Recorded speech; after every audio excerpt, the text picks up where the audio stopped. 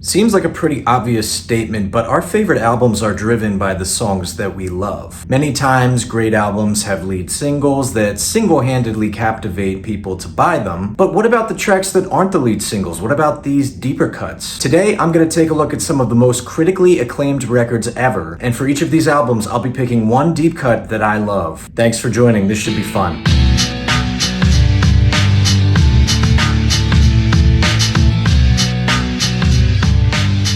Alright, here's how this is going down. I made a list of 12 albums that are commonly considered the most critically acclaimed records of all time. This is not an all-inclusive list by any means. There's a lot of great albums and ones that are in best of all time canon that I'm not going to touch on. These are just the ones that I feel comfortable speaking to. So from these 12 albums, I picked one track, one deeper track that's not a single, that's generally not a fan favorite, and I decided to shed some light on these particular tracks. Yeah, like I said, I left a few big ones off. Pink Floyd's Dark Side of the Moon, I feel like pretty much every track on there is legendary. Same thing with most of the Beatles catalog. Radiohead's OK Computer falls into this category. So you won't see all the big albums here. I also tried to diversify this list by decade, by style, so you're gonna see a lot of diverse stuff here. Alright, first album I'm gonna talk about is Stevie Wonder's Songs in the Key of Life from 1976, a massive double album that is easily considered one of the best albums of all time. Double albums are generally not my favorite thing, but on Songs in the Key of Life, just about every track is top-notch and belongs. And overall, there's very little filler. However, there are some songs that kind of get overshadowed by the bigger ones, and it's actually the album's second track that doesn't seem to be loved and highly regarded the same way as great songs like Love's in Need of Love Today, Pastime Paradise, and Isn't She Lovely. Have a Talk with God is that second track, and I'm speculating that this track isn't one of the most favorite songs that people have off of this album, maybe due to its religious slant. So just recently, I analyzed Rolling Stone's top 500 albums of all time list, and this record was in the top 10, so I did a deep dive on each of the top 10. You can go check the video out, I'll link it in the corner. And I said this in the video, I'm not religious. The lyrics on this track do not speak to me at all. Having said that, musically, I think this is one of the greatest tracks on the album. I think it's one of the most underrated tracks from a musical and soundscape standpoint. It's got this particular funky groove on here. I don't know, it's just so awesome, and it holds a candle to a lot of the bigger songs on this record. It's so good musically that it transcends any lyrical message or content, even though I know Stevie Wonder's intent here was kind of just to put positive energy out in the world, and that's kind of a theme across most of this album. Have a Talk with God was co-written by his brother Calvin Hardaway, and it's about a 3-minute song that's pretty quick and easy to listen to. It features some great, calm, and yet groovy, funky keyboard parts that also have this subdued and yet decadent, funky bass line, along with some sort of interesting, jingling sound effect. I just think musically it's one of the most quirky, funky, awesome moments on this record, and this is a record with a lot of incredible musical moments. So despite the fact that I will rarely, if ever, have a talk with God when my life gets hard, this song is absolute fire in my eyes, and it's a standout on an album full of standouts. Now, I also say deeper cuts. I'm not talking about 8 tracks, 10 tracks, 12 tracks deep into the album. A deep cut can be early in a record. So when I call it a deeper cut, it's more like one that people don't gravitate to right away. So a song like Have a Talk with God being a deeper cut, despite being so good musically, it's just a testament as to how special Songs in the Key of Life really is. Next record is another one that I also touched on in that top 10 of Rolling Stone's top 500. It's Nirvana's Nevermind. We all know how significant this record is, and how it basically redefined the way that rock music sounded as the 90s dawned. It's one of the most iconic grunge and alternative rock albums of all time, and it has this insane stretch. Its first 6 tracks are just so well known. They're all amazing, they're all recognizable, they're iconic, and frankly they're overplayed, as great as each one of them are. Things get a little less iconic as the album goes on, and it's the album's 7th track, Territorial Pissings, that actually ends this streak, but it is my standout deep cut from Nevermind. That's bassist Chris Novoselic that you hear singing a terrible rendition of the Youngbloods' Let's Get Together at the beginning, before a heavier, faster, more driving riff comes in and Nirvana shows their punk rock roots. Following 6 iconic, genre-defining, decade-defining songs, it's actually extremely refreshing to hear something heavy, fast, and raw. Cobain gets actually pretty conscious with the lyrics on this track, speaking about the mistreatment of Native Americans and women, and how these are 2 marginalized groups, and he compares the people who do the marginalizing to these wild animals, and these more dominant animals mark their territory by urinating. Cobain goes off on toxic toxic masculinity during a time where pretty much nobody else was doing so, especially from a male perspective, and that's pretty significant here. And he goes on to sort of weave into the metaphor the fact that the American government sort of animalized and caged Native Americans, backing them into these small reservations after they once owned thousands and thousands of square miles of land. It's a strong statement, it's one that shows Nirvana's punk rock and anti-establishment roots, and it's an excellent deep cut. Territorial Pissings, track 7 off of Nevermind. Kendrick Lamar's To Pimp a Butterfly is pretty much the most recent album you'll find on these collective best of all time lists. It's been a critical darling since the day it dropped. It's another record that was kind of hard to find a deeper cut from because everything is of such high quality, but it does have an 80-minute runtime, so that makes it a little easier. I think some songs get lost in translation a little bit, and I think one of those is the 12th track, that's Complexion, A Zulu Love. The song features a great guest appearance from North Carolina MC Rhapsody. It features some scratches and ad-libs from legendary East Coast producer Pete Rock, and production from Soundwave and Thundercat. Rhapsody's appearance was actually explicitly requested by Kendrick Lamar. I mean, talk about a vote of confidence. Kendrick spends the first two verses weaving together the concept of self-love and acceptance for people of color, kind of loosely mentioning that the darker a person's skin, the bigger of a threat that society sees that person. He encourages the listener to get rid of these stereotypes while also stating that all people of color are beautiful. Rhapsody brings it home with an incredible final verse, giving her own hardcore, unique twist to the record. This is actually one of the most stunning guest spots on an album with a lot of very high profile and important guest appearances. And Rhapsody at the time of recording was still fairly new to the game. She hadn't really established herself, and this track really did elevate her profile. It was really a big deal for Rhapsody. I think 10 years later, most people really do celebrate this song, but I still feel like it gets overshadowed by other songs, the lead songs off this album, such as Alright, I, and The Blacker the Berry, the latter of which is actually the next track. Complexion kind of sets up The Blacker the Berry and sort of starts in with that concept of skin color, and the darker you are, the more problems you may have to face. Look, every song on To Pimp a Butterfly is incredible. It's one of the greatest albums of the 21st century, but I think Complexion deserves more recognition. I already mentioned that the Beatles in the second half of the 60s, which is their peak era of work, pretty much all of their albums have so many good songs that it's really pretty hard to find deep cuts on albums like Revolver, Abbey Road, etc. The White Album, however, is a bit of an easier target as it's a double album, and if there are so-called deep cuts in late-stage Beatles albums, it's from the White Album. A song that I love that actually mocked the Beatles' counterparts with a tongue-in-cheek sense of humor from Lennon and McCartney was the song Your Blues. This is the second track on the album's C-side. The song poked fun at how many British bands were utilizing and employing this blues rock style, and how they were effectively getting rich off of an African-American art form whose originators really weren't seeing a cent. So that I thought was really cool, and of course the vocals on this, they're obviously dramatized, as Lennon and McCartney did not hesitate to show their sense of humor. The guitar progression is also obviously a mockery of the blues rock trend, but somehow, even with these ridiculous lyrics and over-the-top passages, the Beatles managed to make a song that's just as good, if not better, than the bands that were doing it seriously. That just goes to show you how great of an ear that the band had as a whole, and how they could masquerade sort of a cheeky message in a song that was just as good, if not better, than the competition. I think that's awesome. Just another small thing that makes the Beatles such an incredible band, and I've always loved the unwavering mockery that's on this track. Now look, I'm guilty of spending time with these bands that ripped off American blues, like Led Zeppelin, like Cream, like the Rolling Stones. They weren't really doing the most morally promising thing, even if the music was actually really good, even if they thought they were paying tribute to their heroes, but they couldn't get past a bit of mockery from the Beatles on Your Blues. Excellent deep cut here. One of the earliest hip-hop albums that achieved acclaim beyond the hip-hop community was Public Enemy's second album, 1988's It Takes a Nation of Millions to Hold Us Back, a furious political effort led by the booming musings of frontman Chuck D, the comic relief and unmatched hype man job from Flava Flav, and sample-heavy, trailblazing, neck-snapping production from the Bomb Squad. All of the elements on Public Enemy's second record came together perfectly. Marquee songs like the No Nonsense Bring the Noise, Rebel Without a Pause, as well as the funky Don't Believe the Hype lead the way on this record. Many of the deeper cuts here are interludes with kind of turntablism and sampling. They use kind of vocal samples. Terminator X was the DJ. Chuck and Flava Flav did sort of a tribute to their DJ on the fifth track, Terminator X to the Edge of Panic. This is my favorite deep cut off this album. It's one of the better deep cuts in Golden Age hip-hop history. It actually uses the same horn sample as the iconic Rebel Without a Pause. The sample is simply just reversed. The song kind of serves as a nice break after the intensity of the album's first couple of songs. nice, but it also resets more of a serious tone after Cold Lampin' with Flavor, which is a track where Flavor Flav's just kind of going off and talking shit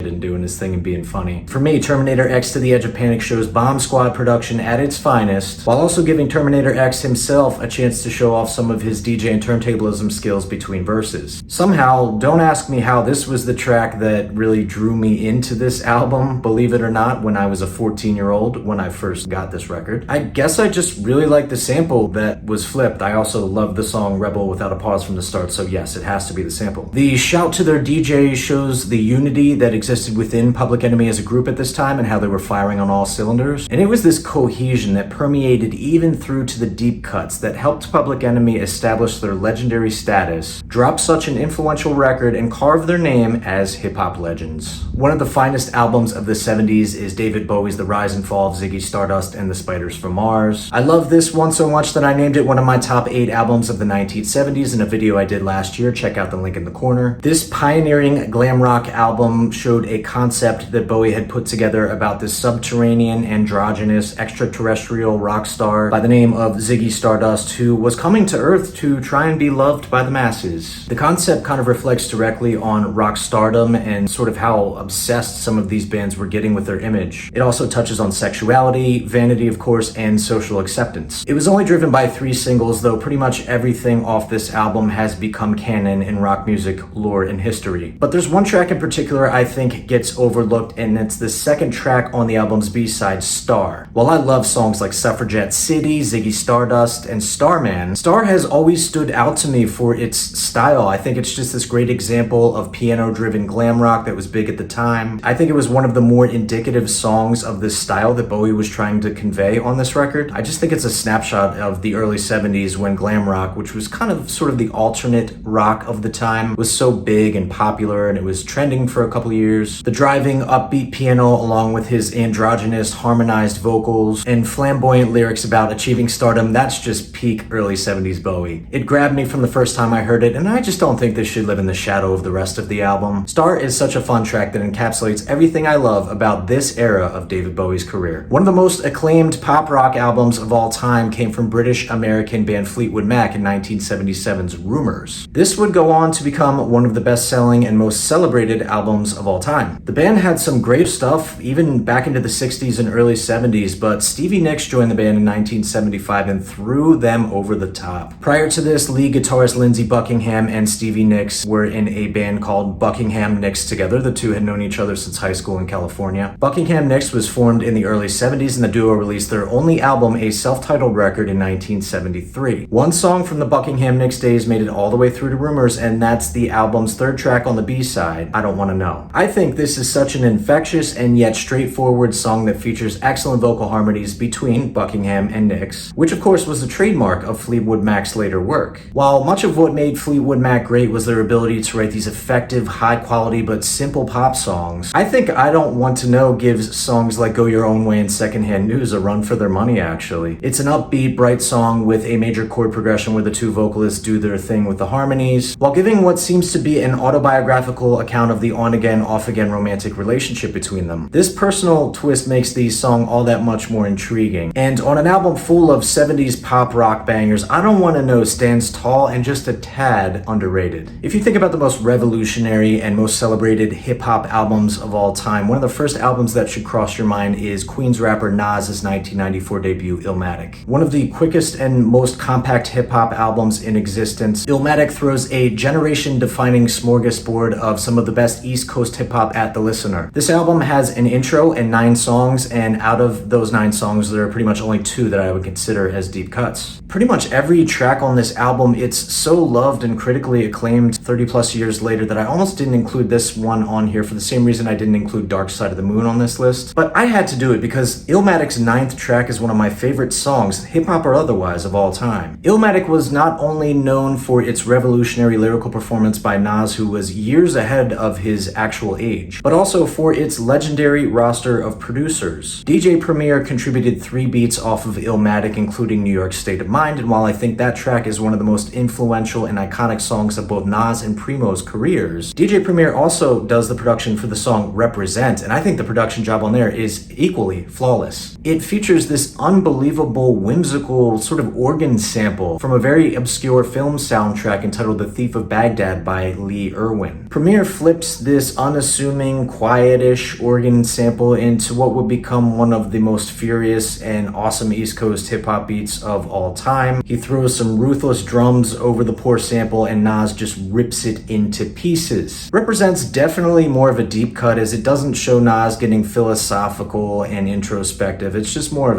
a talking performance. It demonstrates his skill as a technical rapper that could brag and boast with the best of them. Bold statement here, I know, but this is my favorite track from Illmatic. Much of this is driven by Premier's beat. I heard this for the first time when I bought this album years and years ago, and it captivated me from the very start, more so than the marquee songs actually. So for me, it's not really a deep cut. For me, this is one of my most played Nas songs of all time, but this does live in the shadow of some of the lead singles that really define Illmatic. So I don't know if you consider Represent a deep cut or not. Let me know in the comments if you're a fan of Illmatic, if you think Represent does meet my definition of a deep cut, but I sure as hell think it is. Like I said, one of my favorite Nas songs ever. The foundation of heavy metal was laid by a collection of mostly British bands in the late 60s and early 70s, and I don't think any band other than Black Sabbath was more responsible for contributing to the early days of heavy metal. Their second album, Paranoid, from 1970, is one of the most influential hard rock and early metal albums in existence. Vocalist Ozzy Osbourne, guitarist Tony Iommi, bassist Geezer Butler, and drummer Bill Ward took hard rock to a dark new level here, mixing occult lyrics into an album that dealt with a large amount of subject material ranging from political issues to mental health. The lead singles off of here were both the extremely catchy and trailblazing title track, as well as the evil dystopian Iron Man, and pretty much every other track on this album, aside from the drum solo track Rat Salad, has gone on to carve its own individual legacy. Non-singles like War Pigs and Electric Funeral have gone the farthest here, but there's another deep cut on the album's B-side that I think is a little bit slept on. I think after Rat Salad, its Hand of Doom is the one that sometimes gets overlooked. Hand of Doom takes a political term detailing how